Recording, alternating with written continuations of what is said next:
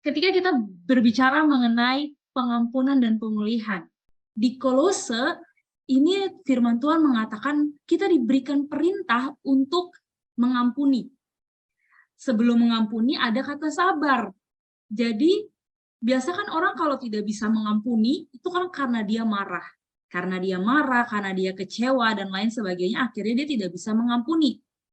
Maka itu firman Tuhan bilang, sabarlah kamu seorang yang terhadap yang lain dan ampunilah. Kemudian yang di bold, yang saya bold, seperti Tuhan telah mengampuni. Firman Tuhan mengatakan seperti itu. Dan kenakanlah kasih.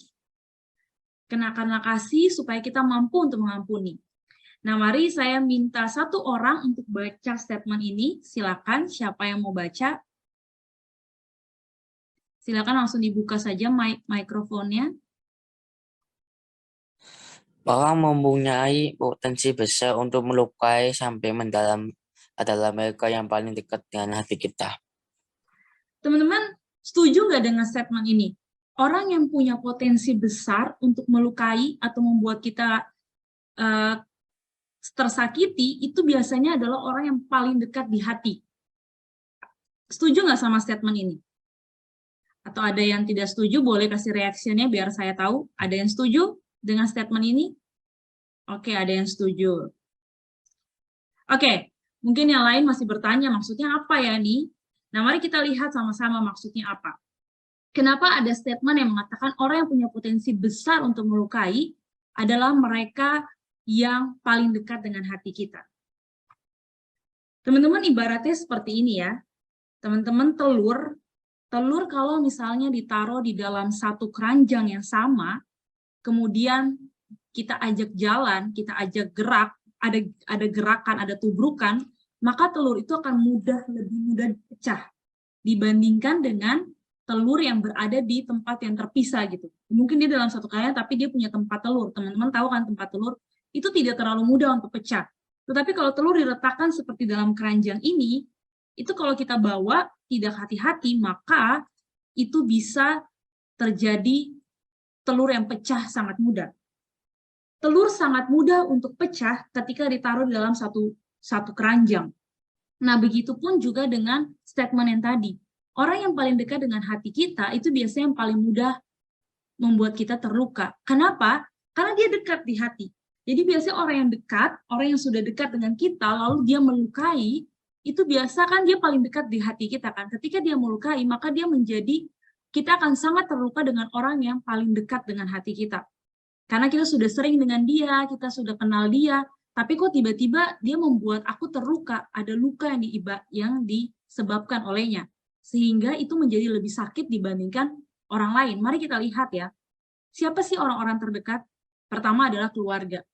Biasanya sering banget kasus itu menunjukkan bahwa kalau orang tua dengan anak ada sakit, ada luka, ada misalnya anak tuh kecewa berat dengan orang tua, itu akan proses pemulihan untuk mengampuni orang tua tuh sulit. Atau sebaliknya, orang tua yang mungkin kecewa dengan kata-kata anaknya, mungkin kalau dia sulit untuk mengampuni, maka akan sangat sulit untuk dia melakukan pengampunan karena dia merasa anak saya ini dekat sama saya, kok anak saya seperti ini ke saya. Begitu juga dengan anak, kok papa sama mama kayak gitu ya sama aku, akan lebih mudah, akan lebih sulit pemulihannya dan lebih mudah untuk terluka. Kemudian selanjutnya adalah teman. Bestie gitu, teman dekat. Kadang-kadang perpecahan dalam pertemanan terjadi itu karena kita kecewa dengan sahabat kita kecewa dengan teman kita. Misalnya, orang yang sudah saya anggap teman baik, dia membocorkan rahasia saya. Wah, itu kecewa banget. Orang yang sudah saya anggap teman dekat, tapi kok dia malah ngomongin saya di belakang sama teman lain. Itu kekecewaannya bisa lebih besar daripada orang yang tidak kita kenal ngomongin kita. Sampai sini teman-teman paham ya maksud dari kata biasa orang terdekat itu lebih mudah untuk menyakiti. Lalu selanjutnya itu adalah teman-teman sekolah.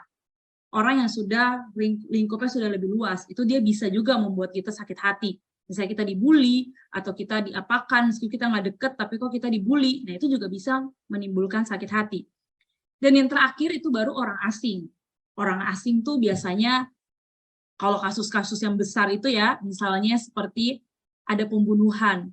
Misalnya ada pembunuh bayaran. Nah, orang yang jadi pembunuh bayaran itu kan orang asing, tetapi itu juga bisa menyebabkan kita sakit hati. Atau misalnya ada kecelakaan, lalu meninggal dunia gitu.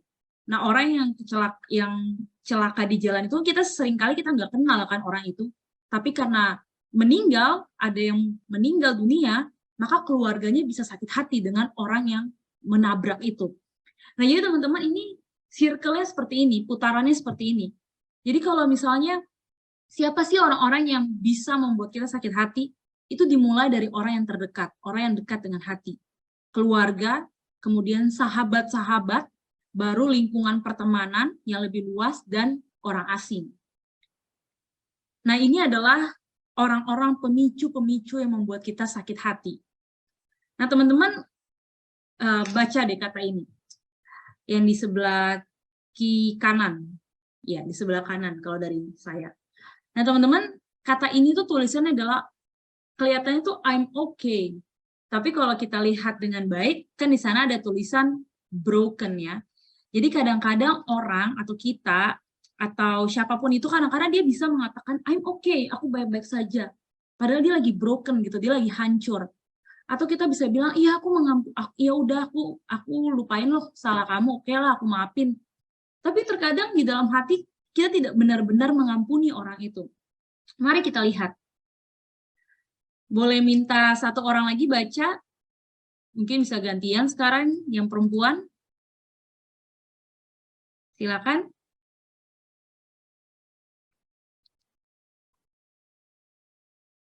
Siapapun boleh.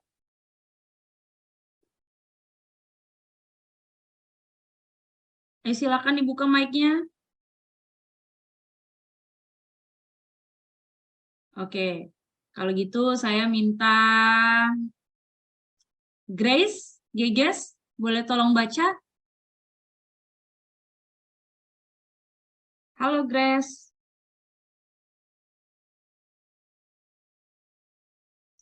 Grace? Ada Grace? Bisa dibaca? Oke, kalau gitu Bella bisa baca Bella? Oke. Hati-hati gampang pecah, itulah kita. Kita mudah pecah, kita mudah patah, kita mudah putus, kita mudah retak, kita mudah jatuh, kita mudah kalut, kita mudah sakit. Yang gampang pecah itu bukan hanya kita selaku pribadi, melainkan juga kita selaku keluarga, organisasi, komunitas, gereja, masyarakat, dan bangsa. Iya, terima kasih. Nah, teman-teman, seperti yang sudah dibacakan ya, kita itu mudah sekali untuk pecah. Kita mudah untuk patah, kita mudah untuk putus, kita mudah untuk mengalami yang namanya terluka dan sakit hati. Itu kita. Tetapi bukan hanya kita secara pribadi, teman-teman. Tetapi juga kita sebagai komunitas, kita sebagai organisasi, dan kita juga sebagai gereja. Gereja tuh bisa retak, gereja bisa mengalami kerusakan karena ada luka-luka seperti ini gitu. Dan juga komunitas, persahabatan bisa berakhir, keluarga bisa rusak, itu karena kita ini gampang pecah. Dan menurut Andar Ismail, yang paling gampang pecah itu adalah hati. Jadi semua itu bermula dari dalam hati. Jadi ketika berbicara mengenai pengampunan, itu berarti mengobati hati yang sudah terluka. Jadi hati yang sudah terluka, untuk bagaimana kita bisa mengampuni, supaya hati itu bisa sembuh, maka harus mengampuni. Karena hati itu gampang pecah, gampang rusak. Maka itu kita harus belajar untuk mengampuni. Mari kita lihat. Kalau berbicara mengenai mengampuni, itu ada satu ilustrasi yang menurut saya sangat relevan ya dengan mengampuni. Jadi mengampuni itu ibarat kita tuh jatuh, kita jatuh lalu kita terluka. Teman-teman pasti pernah jatuh ya, lalu terluka, berdarah. Ada yang mungkin berdarahnya parah, ada yang mungkin berdarah biasa aja gitu.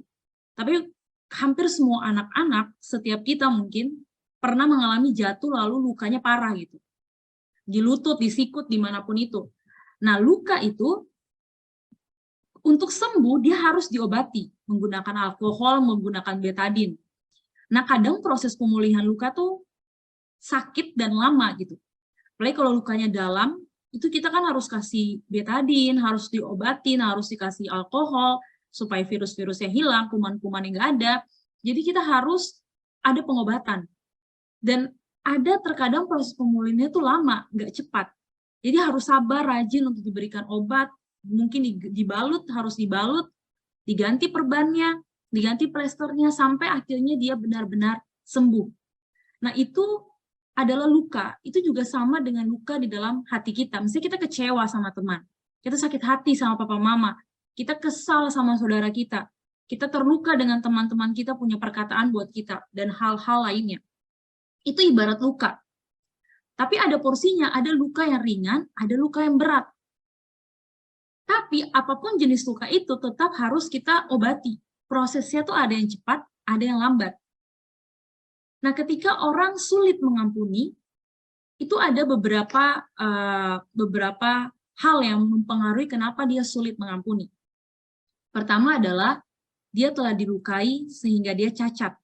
Dilukai sampai cacat, maksudnya lukanya tuh membekas banget di hati gitu. Kemudian dari masa kecilnya tuh sulit untuk memaafkan orang lain, jadi terbawa hingga dewasa. Nah, teman-teman, ini penting sekali ya buat teman-teman sekalian, karena teman-teman masih di usia yang muda gitu. Jadi teman-teman dari usia sekarang harus belajar yang namanya mengampuni. Karena kalau teman-teman sulit untuk memaafkan orang lain sejak usia sekarang, sampai teman-teman dewasa nanti, itu juga akan sulit untuk mengampuni orang lain.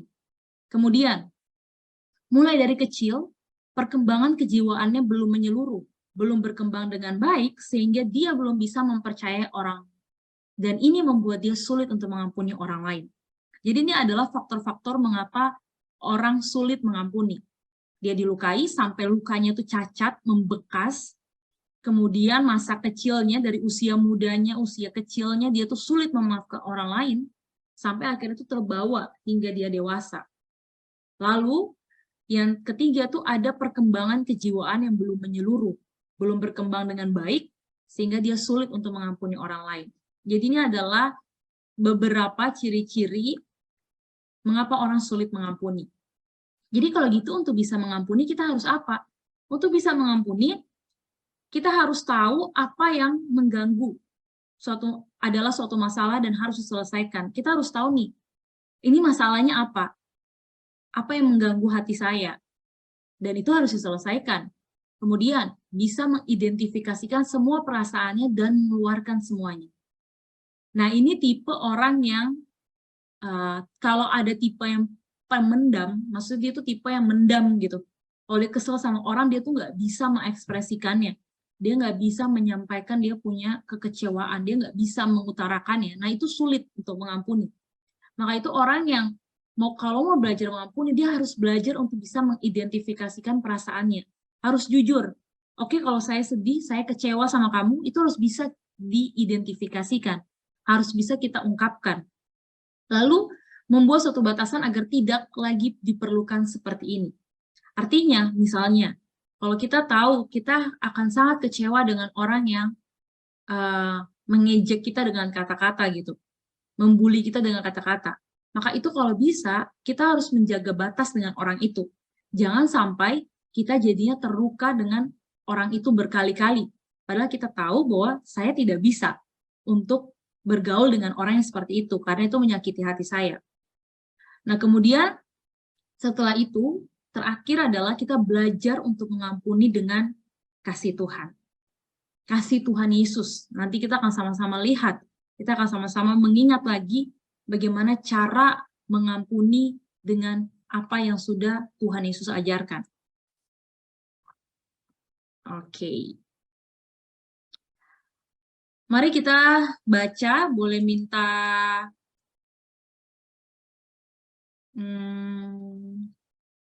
saya tunjuk aja ya. Rian, boleh tolong baca? Oke, contoh. Orang yang sudah dilukai itu cenderung sulit untuk mengampuni. Hal itu disebabkan karena pandangan yang tidak menyeluruh tentang pengampunan. Mereka merasa mengampuni itu merugikan diri sendiri, tetapi sebetulnya pengampunan itu menguntungkan karena hatinya damai. Oke. Teman-teman, Kalau ditanya kenapa sih orang sulit mengampuni? Orang sulit mengampuni itu karena dia punya pemahaman yang salah tentang pengampunan. Dia berpikir ada statement kayak gini, ih, nggak banget deh aku mengampuni dia, nggak banget deh aku maafin dia, rugi dong, dia yang salah, nggak layak orang kayak gitu diampuni. Nah, ada statement yang kayak gitu. Kalau teman-teman pernah dengar statement, ih nggak layak banget deh diampuni, ih nggak deh, perbuatan kayak gitu tuh nggak layak untuk dimaafkan. Nah, kalau ada statement kayak gitu tuh salah. Itu salah. Kenapa? Karena pengampunan itu bukan bicara tentang orang lain. Mereka yang berbicara seperti itu, mereka merasa bahwa mengampuni itu merugikan diri sendiri dan menguntungkan orang lain. Tetapi sebenarnya mengampuni itu menguntungkan diri sendiri. Pengampunan itu tentang kita, bukan tentang orang lain. Karena kalau kita mengampuni, itu ada damai di hati. Kita akan lihat lebih lanjut. Memulihkan. Pengampunan bisa menjadikan kita mengalami pemulihan. Menjadikan situasi kembali seperti semula, dan seorang yang sakit membutuhkan orang lain untuk bantu dalam proses pemulihannya. Ketika kita berbicara mengenai pemulihan, yang di dalamnya ada pengampunan, memang terkadang kita membutuhkan orang lain untuk menolong kita, memulihkan kita. Seperti ilustrasi saya di awal tadi tentang luka ya. Kalau orang luka parah, misalnya teman-teman pernah jatuh, naik sepeda atau lari, atau ngapain dulu atau masih kecil mungkin, lari-larian, terus jatuh luka parah, biasanya si pasien yang sakit ini, kita itu kalau sakit banget, itu kita nggak mampu untuk mengobati sendiri. Kita butuh orang lain, orang tua, atau mungkin kalau parah ke dokter untuk bisa memulihkan itu. Tetapi teman-teman, satu hal yang ingin saya kasih tahu di sini adalah orang lain itu bukan manusia ya. Orang lain itu bukan orang yang menyakiti kita, bukan orang lain gitu. Tetapi kita tahu jawabannya, satu pribadi yang mampu menolong kita untuk menghadapi proses pengampunan dan pemulihan, yaitu Tuhan sendiri. Mari saya minta tolong Catherine untuk baca ayat ini. Mazmur 85 ayat 5. Pulihkanlah kami, ya Allah, penyelamat kami, dan tiadakanlah sakit hatimu kepada kami. Mazmur 34 ayat 18. Tuhan itu dekat kepada orang-orang yang patah hati, dan ia menyelamatkan orang-orang yang remuk jiwanya. Iya. Jadi ketika berbicara mengenai siapa sih penolong kita, bagaimana sih supaya saya belajar mengampuni, yang memaafkan orang lain yang nggak mudah itu gitu. Bahkan ada orang yang tadi saya sudah bilang statementnya nggak layak dia untuk mengampuni. Bagaimana saya bisa punya pola pikir pengampunan yang baik? Siapa yang bisa menolong saya? Siapa yang bisa menolong kita? Firman Tuhan dengan jelas mengatakan, yaitu Allah sendiri. Tuhan sendirilah yang mampu menolong kita, menyelamatkan kita dari sakit hati yang kita punya. Di Mazmur 34, firman Tuhan mengatakan Tuhan itu dekat kepada orang-orang yang patah hati. Jadi kalau teman-teman lagi patah hati, percayalah, Tuhan itu dekat dengan teman-teman. Dan ia menyelamatkan orang-orang yang remuk jiwanya. Ini firman Tuhan yang buat kita, bukan buat pemazmur, bukan hanya buat pemazmur, tapi buat kita semua orang yang percaya kepada Tuhan. Siapa yang percaya kepada Tuhan Yesus, firman inilah untuk kita. Tuhan bilang, Tuhan tuh mengerti betul hatimu. Entah kamu patah hati jenis apapun itu, patah hati karena orang tua, patah hati karena teman, patah hati jenis apapun, Tuhan tuh dekat, Tuhan mengerti keremukan hati kita. Jadi ketika orang berpikir orang-orang patah hati itu tidak ada yang bisa menolong, tidak ada yang bisa menyelamatkan dia, Tuhan sendiri yang bilang, aku dekat dengan mereka. Dan di Mazmur 85 dikatakan, Tuhan pulihkanlah kami. Itu firman Tuhan yang mengatakan. Nah, mari kita lihat ketika berbicara mengenai healing ya, pemulihan. Ada satu tulisan yang saya temukan, tulisannya berbicara seperti ini. Di sudut terjauh, dalam tempat tersembunyi sekalipun, Tuhan Yesus tahu dengan pasti kondisi hatimu. Seberapa dalam engkau dilukai. Dia mengerti, bahkan ketika tidak seorang pun mengerti isi hatimu. Dia tahu dengan pasti waktu engkau dalam diam dan terluka.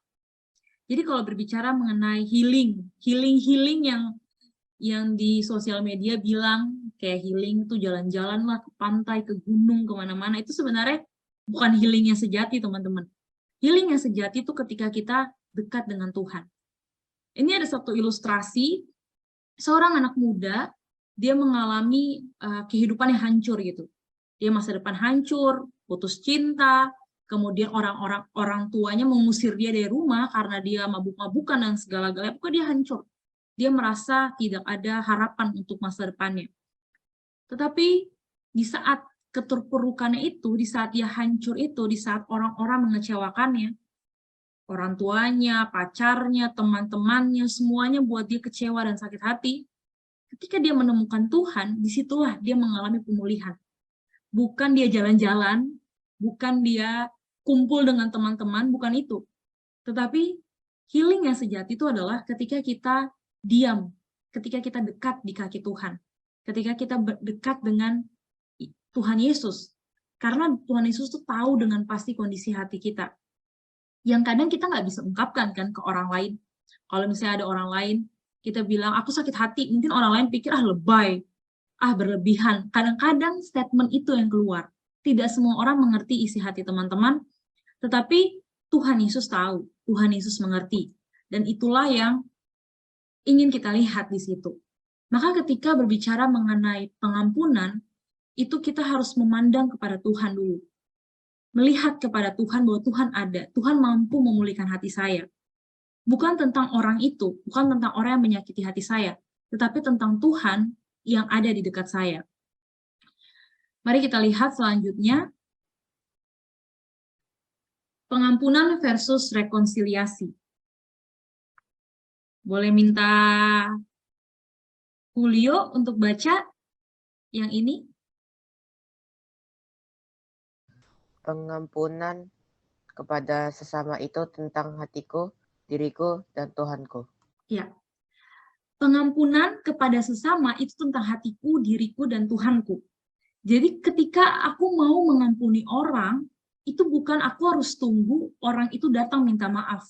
Kalau aku ingin mengampuni orang lain, bukan berarti aku harus tunggu dia berubah sesuai dengan yang aku mau, baru aku bisa mengampuni.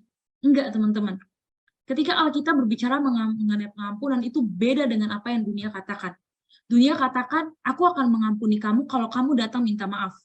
Dunia mengatakan, aku akan mengampuni kamu kalau kamu berubah dan kamu menjadi seperti yang aku mau. Itu kata dunia.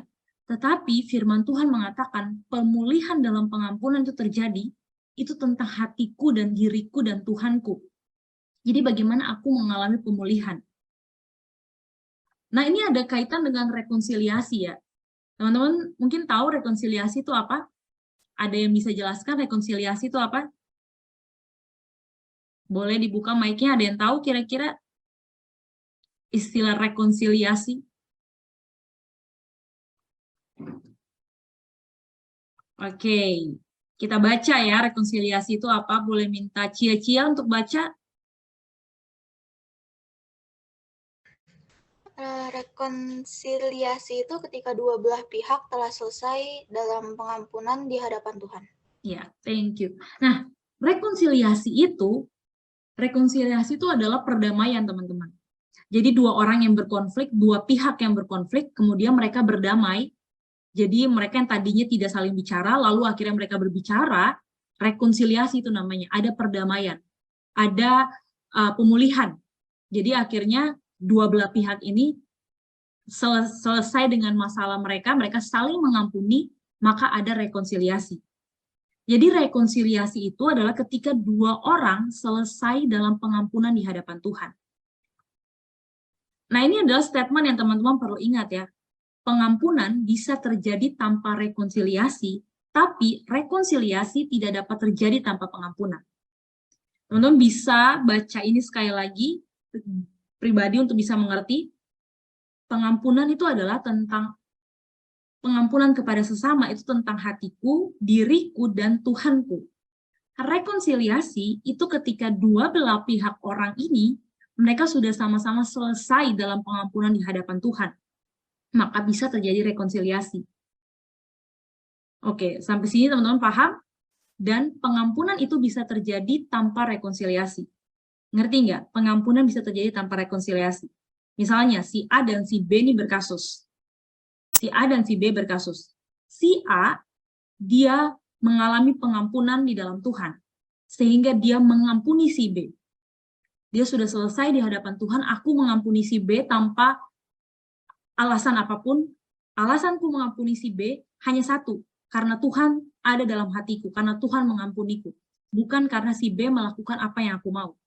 Itu si A telah selesai dalam pengampunan di hadapan Tuhan. Dia mengampuni si B di hadapan Tuhan. Tapi si B, dia tidak selesai dalam pengampunan. Dia masih sakit hati dengan si A, dia masih kecewa dengan si A, dia masih merasa si A melukai hati dia. Dia tidak selesai dengan pengampunan di hadapan Tuhan. Maka kalau mereka berdamai, mereka ngobrol berdua, belum tentu mereka bisa selesai, belum tentu terjadi rekonsiliasi. Karena apa? Karena si B ini hatinya belum selesai. Hatinya belum beres di hadapan Tuhan, karena dia belum benar-benar mengampuni si A. Tetapi si A sudah selesai dalam pengampunan, maka dia mampu mengampuni si B. Tapi karena si B belum selesai dalam pengampunan, maka tidak bisa terjadi rekonsiliasi. Itu rekonsiliasi pura-pura, nanti suatu saat berantem lagi, karena masih ada sakit hati di si B. Tetapi kalau si A selesai pengampunan di hadapan Tuhan, dan si B juga selesai pengampunan di hadapan Tuhan, ketika mereka berdua bertemu, maka pengampunan yang sejati itu ada, rekonsiliasi yang sejati itu ada. Sehingga mereka bisa benar-benar tulus dalam mengampuni. Maka terjadilah rekonsiliasi. Maka itu pengampunan itu bersifat pribadi. Pengampunan itu bersifat aku dan Tuhan, bukan tentang orang lain. Nanti kita akan melihat lebih lanjut lagi. Tapi sampai sini mungkin teman-teman ada yang mau bertanya? Mungkin bingung? Ada yang ingin bertanya tentang pengampunan dan rekonsiliasi ini? Atau sudah paham semua? Boleh dikasih reaction mungkin supaya saya tahu. Apakah sudah paham? Oke, sudah. 2 orang aja yang paham? 3, 4. Oke ya. Oke, hampir semua sudah paham. Nah, teman-teman, jadi sampai situ ya. Jadi, teman-teman harus ingat tentang 2 hal ini. Makanya ketika ada yang bilang, saya tidak mau mengampuni karena dia tidak mau melakukan apa yang saya mau, itu salah. Itu bukan pengampunan. Kita akan lebih lanjut lagi. Kita akan lebih dalam lagi melihat hal ini. Forgiveness is a command. Ini adalah perintah. Boleh minta Moses untuk baca? Oke. Kita dipanggil untuk mengampuni sama seperti Tuhan yang telah mengampuni kita. Ya, kita dipanggil untuk mengampuni. Jadi itu panggilan kita untuk mengampuni. Ada banyak panggilan kita sebagai orang Kristen. Salah satunya adalah mengampuni. Dan mengampuni itu adalah membatalkan hutang. Kita teman-teman sering mendengar ya ilustrasi yang ada di Alkitab tentang penghapusan hutang. Nah, itu adalah mengampuni. Kemudian selanjutnya boleh minta tolong Howard untuk baca. Kita dipanggil untuk mengampuni sama... Yang ini Howard, yang bawah. Yang biru. Oke. Pengampunan adalah membebaskan seseorang dari hukuman untuk pembayaran hutang atau pelanggaran mereka. Iya, terima kasih. Jadi teman-teman, ketika tadi ya, ini nyambung ya dengan apa yang saya jelaskan tadi tentang pengampunan. Pengampunan kan tentang saya, tentang diri saya dan Tuhan. Nah, proses penghapusan hutang ini menjelaskan apa yang tadi saya jelaskan pertama, di awal. Yang pertama, orang kalau ngutang ke teman-teman, misalnya, siapa ya? Misalnya, Mark ngutang ke Hoven misalnya. Ngutangnya banyak gitu. Mark nggak bisa lunasin. Lalu Hoven bilang, oke, aku hapus semua hutangmu. Nah, itu adalah bukti bahwa pengampunan itu tuh di pihaknya Hoven gitu. Jadi Hoven yang punya hak untuk Hoven yang menghapus semua hutangnya Mark, tanpa Mark harus bayar hutang. Nah, itulah yang dijelaskan tentang pengampunan. Ketika kita mengampuni, orang lain nggak perlu harus minta maaf dulu ke saya. Orang lain nggak perlu berusaha supaya saya bisa memaafkan dia, enggak. Itu adalah di saya yang melunaskannya, saya yang mengampuni dia. Maka itu ketika teman-teman belajar mengampuni, itu teman-teman harus ingat hal ini. Kalau teman-teman sulit untuk mengampuni, berarti yang bermasalah tuh diri teman-teman, diri kita, bukan orang lain. Maka itu kita harus melihat hal ini. Oke. Nah, mari kita baca hal ini ya. Boleh minta Laura untuk baca?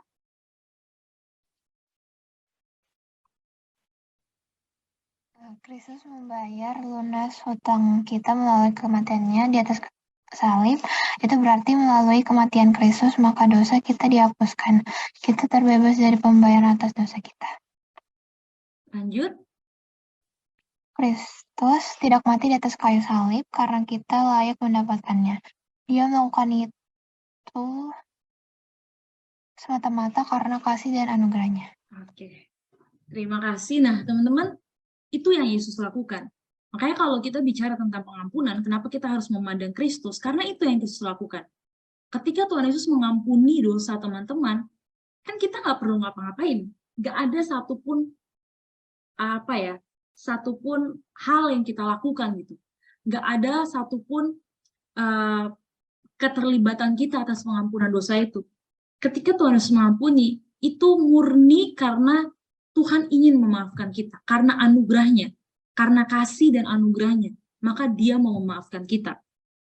Kita diampuni oleh Tuhan Yesus itu sepihak, teman-teman.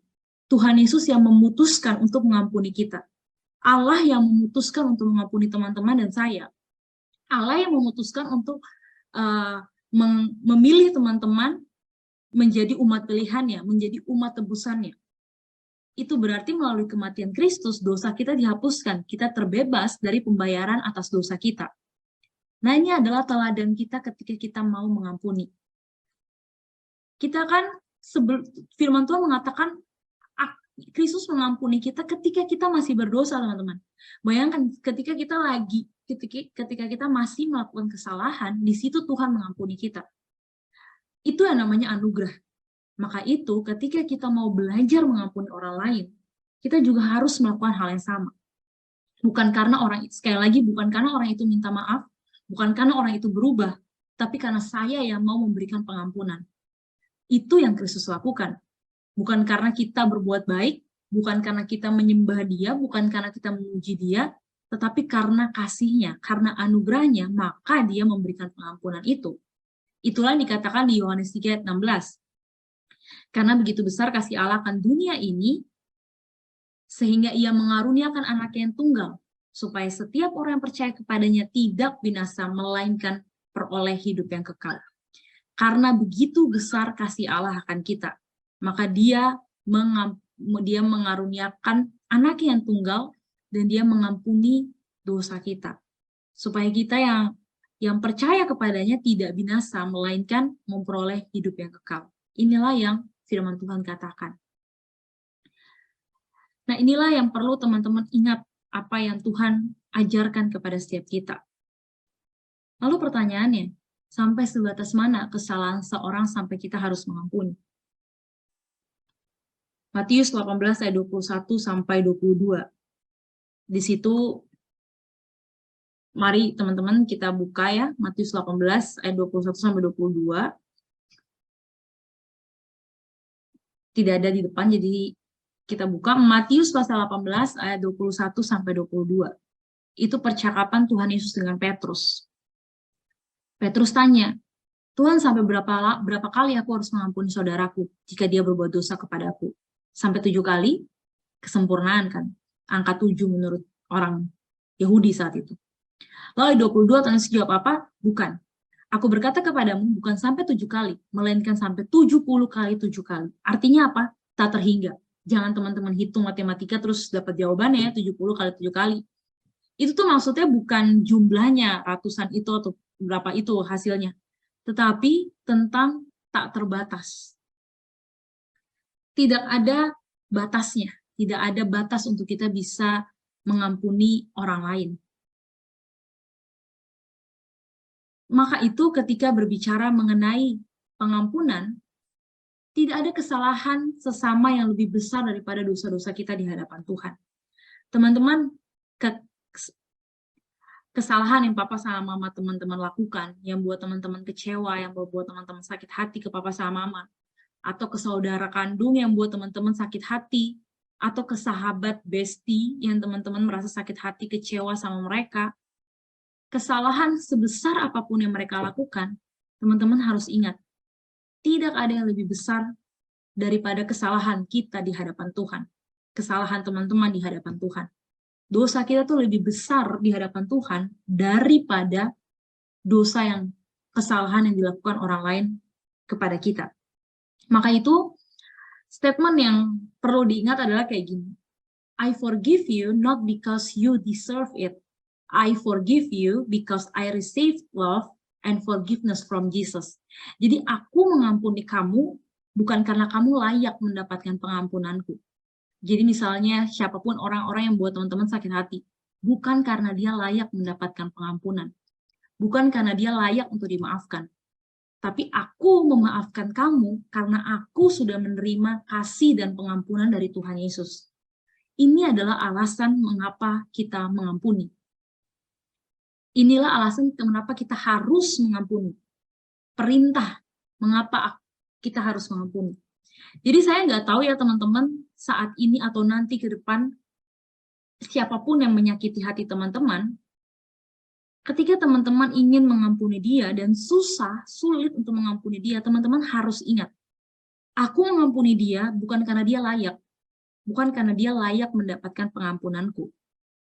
Aku mengampuni dia karena aku telah mendapatkan kasih dan pengampunan dari Tuhan Yesus. Maka aku mengampuni dia. Inilah alasan mengapa kita harus mengampuni. Jadi mengampuni itu bukan perasaan. Boleh minta tolong Hoven untuk baca?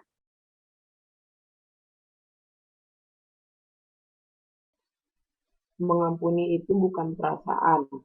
Betapa liciknya hati, lebih licik daripada segala sesuatu, hatinya sudah membatu. Siapakah yang dapat mengetahuinya? Yeremia 17 ayat 9. Ya, firman Tuhan mengatakan bahwa hati kita tuh licik. Dan lebih licik kadang daripada segala sesuatu. Apalagi kalau hati itu sudah membatu. Siapa yang bisa mengetahui? Siapa yang bisa menolong? Gak ada.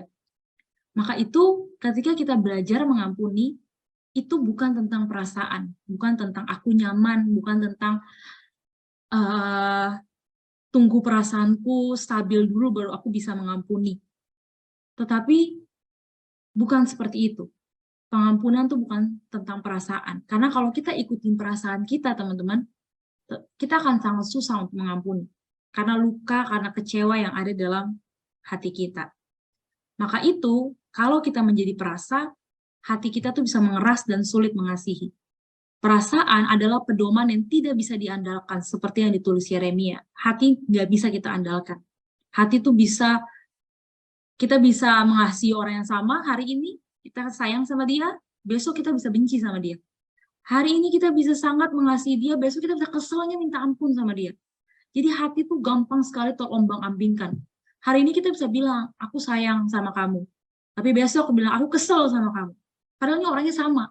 Nah itulah hati, perasaan. Gampang sekali terombang-ambingkan. Jadi pengampunan itu akan terjadi bukan tentang perasaan, tetapi ketika kita membawa rasa sakit hati kita kepada Allah, maka dia mampu memulihkan dan merubah perasaan kita. Jadi yang memampukan kita mengampuni itu bukan tentang perasaan kita ke orang itu. Karena perasaan itu bisa berubah. Nggak usah dalam pertemanan, bahkan di dalam hubungan suami istri pun, orang tua dan anak yang sudah deket lengket banget, itu bisa mengalami perubahan. Kekesalan, sakit hati. Makanya kita nggak asing ya teman-teman baca berita atau dengar berita yang orang tua bunuh anak, anak bunuh orang tua, saudara kandung saling bunuh. Padahal tuh deket banget, suami istri saling membunuh. Padahal tuh deket banget. Tetapi karena mereka mengandalkan perasaan mereka, maka mereka mudah untuk jatuh dalam dosa. Maka ketika kita sebagai orang-orang percaya nih teman-teman semua yang ada dalam ruang Zoom ini, sebagai orang percaya ketika kita mau mengampuni siapapun dia, kita harus melihat bahwa pengampunan itu akan terjadi ketika kita membawa rasa sakit hati kita kepada Allah. Dia yang mampu memulihkan dan merubah perasaan kita. Itu yang harus kita lakukan. Nah, boleh minta Kevin untuk baca?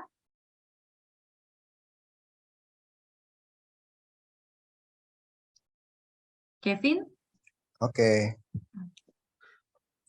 Pengampunan adalah sebuah perjalanan. Perjalanan dari pengampuni ini hanya dapat sempurna dikerjakan oleh Allah. Tanpa pengampunan, maka kepahitan dan kebencian terus berakar. Kepahitan dan dendam itu akan memperlambat, bahkan mungkin menghambat penyembuhan. Oke, ya. Jadi ketika berbicara mengenai pengampunan, itu adalah suatu perjalanan ya teman-teman. Nggak perlu teman-teman berusaha untuk aku harus mengampuni dia besok gitu. Kadang-kadang kalau sakitnya itu dalam, kita butuh proses seperti luka tadi. Kalau lukanya itu dalam, luka sampai bernanah, sampai berdarah banget, itu kan tidak mungkin hari ini jatuh besok sembuh kan? Kan enggak, ada proses yang dijalani gitu. Begitupun juga dengan pengampunan. Saya nggak tahu teman-teman punya kekecewaan, sakit hati ke siapa, yang mungkin dalam atau mungkin menyakitkan, tapi teman-teman harus belajar bahwa, mengerti bahwa, oke, kalau saya masih sulit untuk mengampuni dia hari ini, nggak apa-apa. Tapi setiap hari kita harus belajar untuk mengampuni orang itu. Karena pengampunan itu adalah sebuah perjalanan. Dan perjalanan kita untuk mengampuni orang itu hanya bisa disempurnakan ketika kita berjalan dengan Tuhan. Dan teman-teman harus ingat, tanpa pengampunan, maka kepahitan dan kebencian itu akan terus berakar. Dendam itu tuh, kita kalau nggak mengampuni, dendam itu akan numpuk dan kita bisa jadi pahit gitu, dendam sama orang itu, sakit hati sama orang itu. Maka itu, di dalam perjalanan, proses perjalanan kita dalam mengampuni seseorang, keluarga kita, keluarga, teman, atau siapapun, orang asing mungkin, yang membuat kita kecewa, itu perlu proses dan kita harus tekun di dalam menjalani proses itu. Dan jangan berusaha sendiri, kita butuh Tuhan. Nah, lalu pertanyaan berikutnya, bisakah aku melupakan luka itu? Amsal 10 ayat 12 mengatakan, kebencian menimbulkan pertengkaran, tetapi kasih menutupi pelanggaran. Mungkin ada yang bilang, oke, contoh, aku mau mengampuni, tapi apakah aku harus melupakan gitu? Bagaimana caranya aku bisa melupakan orang itu? Dia sudah sangat menyakiti aku. Apakah bisa melupakan? Nah, Amsal tuh mengatakan bahwa kasih itu menutupi segala pelanggaran, teman-teman. Tapi kita nggak usah nggak usah terlalu mengada-ngada gitu. Kadang ada beberapa luka. Kalau teman-teman jatuh mungkin sampai usia remaja sekarang, mungkin kalau teman-teman lihat tubuh teman-teman yang pernah jatuh dulu waktu kecil, entah di lutut, entah di tangan, entah di mana, pasti ada bekas lukanya kan. Apalagi kalau jatuhnya tuh parah gitu. Biasanya sampai kita tua pun bekas luka itu tuh ada. Nah, terkadang ada sakit-sakit hati yang kita tidak bisa lupa gitu. Karena terlalu menyakiti, tidak bisa lupa. Tapi bukan berarti masih sakit. Teman-teman, dulu saya pernah jatuh di lutut dan ada bekasnya sampai sekarang. Saya bisa lihat bekas luka itu, dan kalau saya lihat, saya ingat saya jatuh karena apa. Tapi kalau saya pegang sekarang, udah nggak sakit lagi. Sudah tidak ada sakitnya lagi. Kalau saya pegang, saya pukul-pukul, saya sentil-sentil, tuh udah nggak sakit seperti dulu. Nah, begitupun juga dengan hati yang mengampuni. Orang yang mengampuni mungkin dia bisa ingat, apalagi kalau luka sakit hatinya itu sangat dalam ya. Mungkin dia bisa ingat, iya dia pernah menyakitiku seperti ini, dia pernah melakukan kesalahan seperti itu. Tapi ketika kita mengingat, kita sudah tidak sakit hati lagi, sudah tidak ada luka lagi. Itu berarti kita sudah mengampuni. Nah, ini yang bisa terjadi ya di dalam kehidupan kita. Ini adalah realita yang bisa terjadi. Tetapi kita harus ingat bahwa kita harus mengampuni. Jadi meskipun sakit hatinya sebesar apapun, kalau kita sudah mengampuni, kita mengingat itu, tidak ada sakit hati di dalam diri. Karena sudah selesai dengan pengampunan. Begitu juga, itu seperti contoh luka di tubuh tadi ya. Itulah yang dinamakan dengan kasih menutupi segala pelanggaran. Jadi sebesar apapun kesalahan yang orang lain lakukan, tapi kalau aku punya kasih, maka aku bisa menutupi pelanggaran itu, yaitu pemulihan. Pemulihan terjadi. Meskipun masih bisa ingat, tapi pemulihan itu terjadi. Sakit hati itu nggak ada. Kita sudah biasa ngomong lagi sama dia, tidak ada kekecewaan kalau ngomong sama dia, karena kita sudah mengampuni, sudah selesai. Kolose 3 ayat 14 mengatakan, dan semua di atas semuanya itu kenakan kasih, sebagai pengikat yang mempersatukan dan menyempurnakan. Nah, teman-teman, ini ada doa ya. Ada doa yang mungkin bisa teman-teman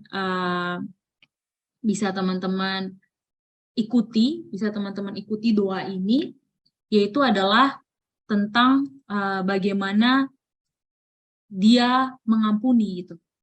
Dia mengampuni, dia mengatakan seperti ini. Bapa, aku membawa, sebutin nama orang yang buat teman-teman kecewa. Aku membawa dia kepadamu. Tuhan, aku melewati waktu yang sangat sulit untuk melepaskan sakit hati ini. Tuhan, aku ingin mengampuni. Tetapi sakit hati yang aku rasa terlalu berat. Terlalu berat untuk dilepaskan. Tetapi hari ini aku memilih untuk meletakkan ini semua kepadamu. Ketika mereka melukaiku, katakan apa perbuatannya, misalnya ketika mereka melukaiku, mereka tidak peduli dengan aku, mereka ngomong kotor ke aku, mereka ngomongin aku hal yang menyakitkan, hal-hal yang menyakitkan itu meremukkan hatiku, tapi aku memberikan sakit hatiku ini kepadamu. Tuhan, pulihkanlah setiap bagian dalam hatiku yang menyebabkan situasi ini semakin berat. Aku melepaskan ini semua kepadamu dalam nama Tuhan Yesus. Amin. Jadi doa ini bisa menolong kita ya. Jadi ketika kita mau berdoa, kita harus menyebutkan nama orang itu. Harus berani menyebutkan nama orang yang buat kita sakit hati itu di dalam doa. Kita membawa nama orang itu kepada Tuhan. Dan menyerahkan kepada Tuhan agar Tuhan memampukan kita untuk mengampuni orang tersebut. Nah, teman-teman, ini adalah satu hal yang teman-teman perlu pahami ya tentang pengampunan yang sudah kita bahas ketika orang lain menyakiti hati kita. Jadi pengampunan itu hanya bisa terjadi di dalam Tuhan.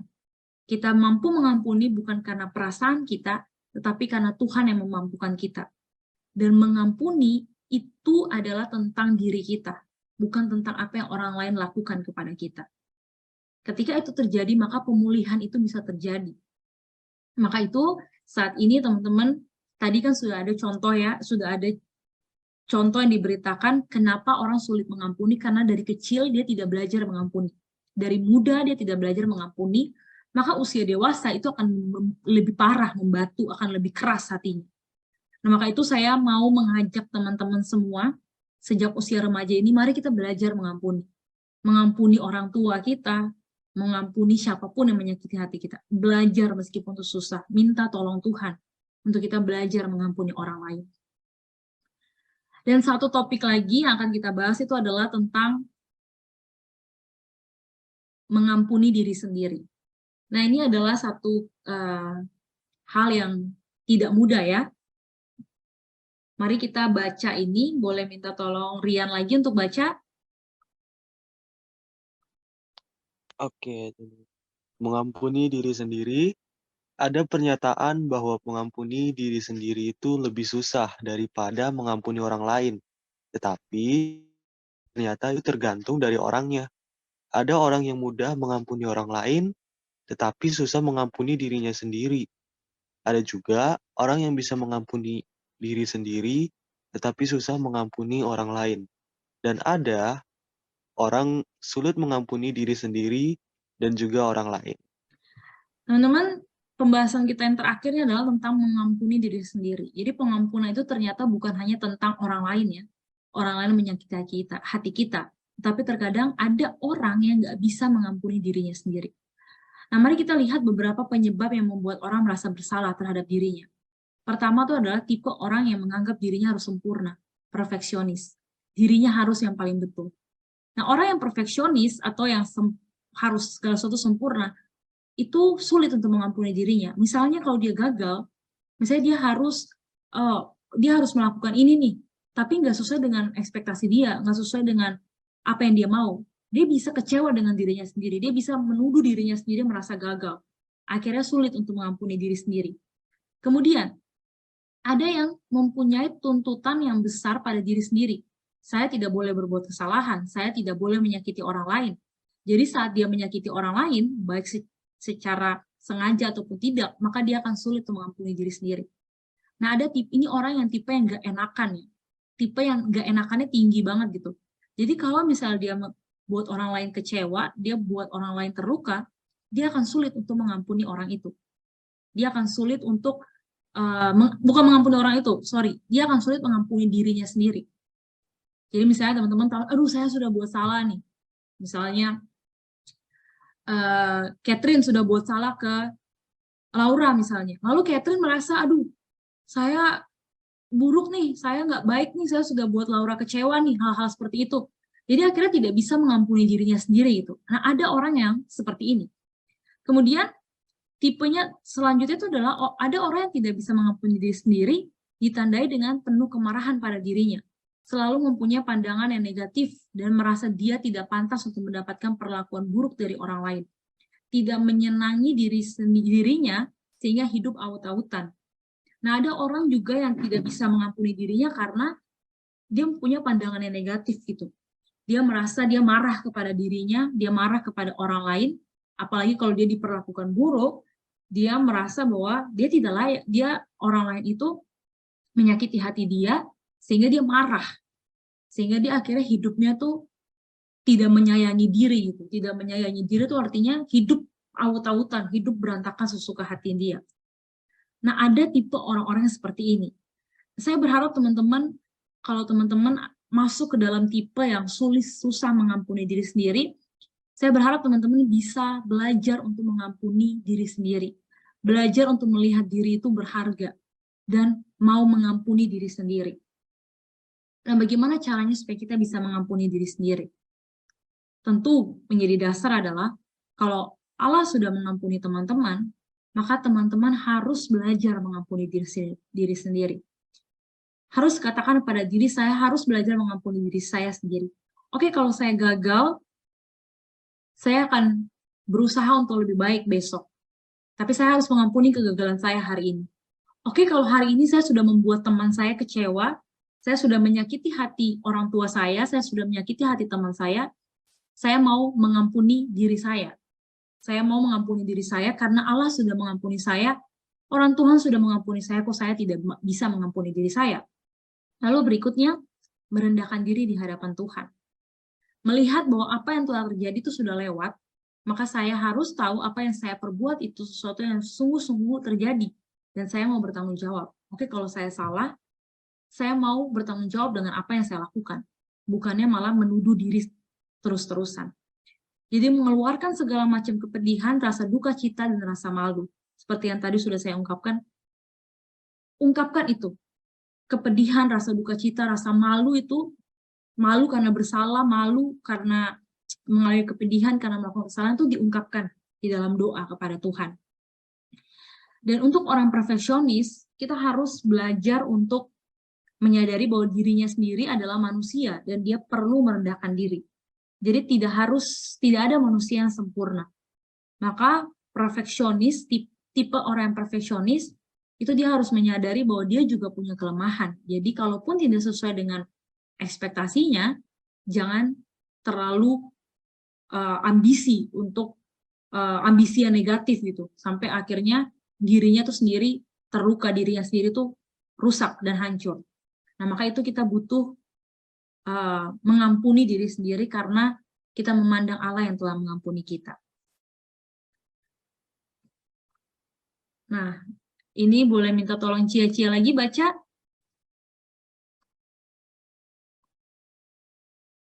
Cia? Okay. Ya. Jika kita mengaku dosa kita, maka Ia adalah setia dan adil, sehingga Ia akan mengampuni segala dosa kita dan menyucikan kita dari segala kejahatan. Jika kita berkata bahwa kita tidak ada berbuat dosa, maka kita membuat Dia menjadi pendusta dan firman-Nya tidak ada di dalam kita. Iya. Teman-teman, ini adalah firman Tuhan yang mengatakan bahwa akui saja dosanya, dosa teman-teman. Kalau teman-teman merasa sulit untuk mengampuni diri sendiri, akui itu di hadapan Tuhan. Teman-teman susah untuk mengampuni orang lain, akui itu di hadapan Tuhan. Maka dia akan mengampuni kita, dan dia akan menyucikan kita dari kejahatan, sehingga kita mampu mengampuni. Kalau kita bilang, tadi yang orang perfeksionis bilang, oh aku harus mencapai ini, aku harus sempurna, aku harus, pokoknya aku harus ini. Kita harus ingat bahwa tidak ada satupun manusia yang luput dari yang namanya berbuat dosa. Kalau kita bilang kita tidak berdosa, maka kita membuat Tuhan menjadi pendusta. Karena kita semua berdosa ini, maka ada pengampunan daripada Tuhan. 1 Yohanes 1 ayat 9-10 ini kesimpulannya ini. Kesimpulannya adalah 0% perfect. Jadi kita tidak ada yang sempurna. Kita tuh 0% sempurna. Tetapi kita 100% forgiven. Kita 100% diampuni. Jadi teman-teman dan saya, itu kesempurnaan kita tuh 0. Nggak ada satupun kita yang sempurna, nilainya 0. Tetapi teman-teman dan saya itu mengalami pengampunan 100%. Jadi kita 100% mendapatkan pengampunan dari Tuhan. Maka itu kita juga harus belajar untuk mengampuni orang lain, mengampuni diri sendiri 100%, seperti yang Tuhan ajarkan kepada kita. Karena tidak ada manusia yang sempurna. Teman-teman masih remaja, nanti teman-teman sudah dewasa, akan ketemu lagi orang-orang yang menyakiti. Di sepanjang perjalanan kita akan selalu kita ketemu orang-orang yang menyakiti. Maka kita harus belajar untuk mengampuni. Maka itu, kalau misalnya teman-teman merasa sulit untuk mengampuni, kita harus ingat bahwa Allah itu ada di pihak kita. Ketika Allah ada di pihak kita, siapa yang menjadi lawan kita? Ibaratnya, kemampuan untuk tidak mengampuni itu adalah lawan gitu. Itu adalah lawan, itu adalah dosa yang harus kita lawan. Orang yang tidak bisa mengampuni, sifat atau karakter yang tidak bisa mengampuni, itu adalah sesuatu yang bisa menjadi lawan kita. Tapi kalau Allah ada di pihak kita, maka kita mampu untuk mengampuni. Siapa yang dapat melawan? Tidak ada. Kita pasti akan dimampukan untuk mengampuni. Dan bagaimana supaya kita bisa mengampuni? Kita harus memandang salib. Kita memandang salib Kristus itu. Salib yang mengampuni kita. Salib yang Tuhan Yesus disalib itu karena dia begitu mengasihi kita. Bukan karena perbuatan baik, tetapi karena kasih-Nya. Dan kita harus, bagaimana cara supaya bisa mengampuni? Bawa di dalam doa. Segala sakit hati, kekecewaan, patah hati kita, bawa dalam doa. Maka kita akan mengampuni.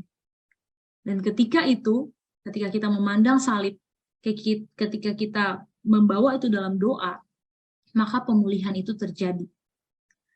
Jadi, hari ini kita belajar tentang mengampuni. Mengampuni, bagaimana cara mengampuni? Kita memandang salib, kita berdoa. Dan ketika kita memandang salib dan berdoa, maka pemulihan di dalam diri itu pasti terjadi. Oke, demikianlah pembahasan kita pada malam hari ini. Biarlah teman-teman bisa belajar untuk mengampuni dan juga mengalami pemulihan di dalam kekecewaan atau sakit hati yang mungkin teman-teman rasakan. Oke, mari kita berdoa. Kami bersyukur Tuhan bahwa pada malam hari ini kami boleh bersama-sama belajar tentang pemulihan dan pengampunan. Tuhan, terima kasih karena Engkau telah mengampuni kami melalui pengorbanan-Mu di atas kayu salib. Dan Tuhan, kami oleh karena pengampunan-Mu itu kami memperoleh pemulihan. Maka itu saat ini kami juga ingin berdoa, biarlah setiap kami boleh mengalami pengampunan dan pemulihan yang sama ketika kami harus berhadapan dengan orang-orang yang menyakiti hati kami. Terima kasih Tuhan Yesus untuk teladan-Mu, dan ajarlah kami untuk selalu mengandalkan Tuhan di dalam kehidupan kami. Hanya di dalam nama-Mu Tuhan Yesus, kami berdoa dan bersyukur. Amin.